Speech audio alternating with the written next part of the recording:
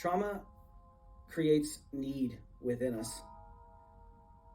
Needs need a response. And I oftentimes see people in our communities responding out of these trauma needs with a lot of passion, a lot of energy. But what I notice is oftentimes responses look to be polarizing. It looks like one person's response, for example, looks to be opposed to another's. I often have a lot of opportunity to work with first responders, for example. I think of a first responder coming up onto a scene in which they have to work. They have to manage someone's energy. They have to manage like calming down a group of people, but enforce the law at the same time. For example, good community policing would include the officer being able to see the need on the other side of that call. Why is this person's energy so high? What are they afraid of? What has happened to them in their past that's causing this type of reaction?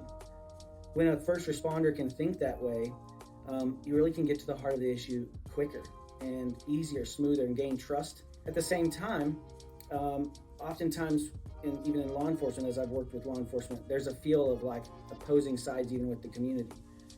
Can a community member then look back at a first responder and see, hey, why does this first responder seem a bit aggressive?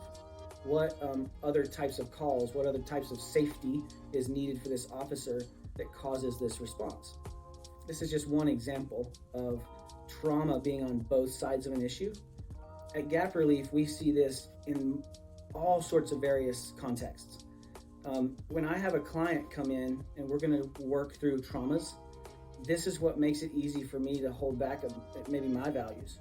Maybe my trauma has created a response in me that seems like it's on the right side of the aisle or the left side of the aisle, or it's different. A different response comes from a different place. But as a therapist, I can say, hey, this person is reacting out of trauma. This person has a similar need to mine, but the response they're choosing, the way they're fighting for safety, is just different than I would choose to fight. Could be based on experience, based on the way we grew up, the way we were told the world works when we were growing up. Here at Gap Relief, we're very careful to just see things through these trauma lenses and notice how opposing sides are often fighting for the same thing. And so when I see this in a lot of couples work, for example. Couples come, they sit on the couch. Husband is fighting for love and attention. Wife is fighting for love and attention, but it sure looks like chaos. It's my job as a therapist to just help them see the dynamic of where the needs are coming from and how we're both fighting for the same thing here. It can be very therapeutic for couples work. At the same time, I notice how many individuals have tension within themselves. I have trauma in one place in my life that's telling me to fight for one thing, but then I don't want to fight because I want to be nice. I want to be accepted in the community, but I really need to fight at the same time, and it causes a tension. It's nice even to help clients.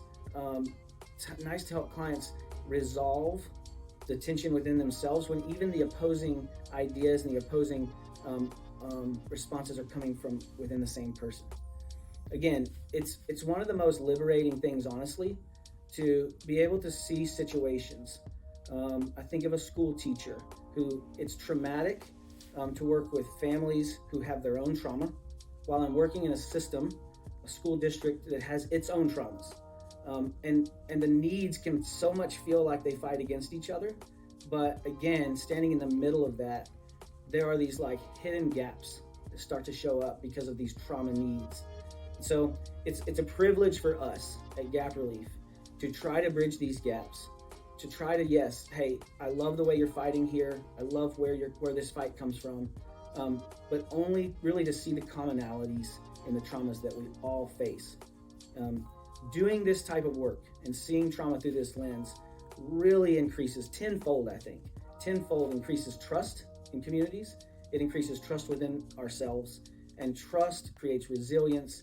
Resilience is actually the real response that we need when it comes to trauma.